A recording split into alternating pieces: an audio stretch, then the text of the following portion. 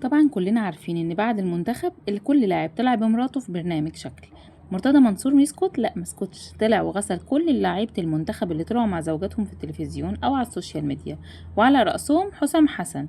والمذيع لما سأله وقال له تقول ايه للناس اللي بتقول ان منتخب مصر ما عملش انجاز، رد مرتضى منصور وقال لا، عملوا انجاز، لكن بعد كده نسوانهم قرفونا، اللي تمسك جوزها من دقنه وتقول له انت ليك غيري وبصلي كده ايه القرف ده. والتاني اللي اسمه امام عاشور طالع مع منى الشاذلي يرقص ويدبوس الدبله.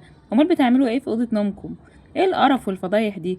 وكمل له المذيع وقال له وبالنسبه لزيكو، رد مرتضى منصور بعصبيه وقال له زيكو مين وزفت مين؟ ايه قله الادب دي؟ انتوا بتعملوا ايه في اوضه النوم لما بتبوسوا بعض وتحضنوا بعض على الشاشات؟ واللي يبوس دبلته، واللي مراته طالعه كل شويه على تيك توك معاه. وقال لها انت يا مرات زيكو عايزه تحبيه حبيه في اوضه نومك، طالعه تحبيه على شاشات التلفزيون ليه؟ ايه القرف ده؟ بلاش قرف بقى وقرفتونا.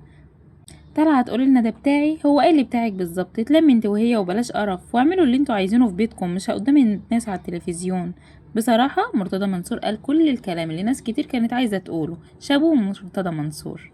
اللي رأيه من رأي مرتضى منصور يشاركنا في التعليقات، وما تنسوش اللايك والشير.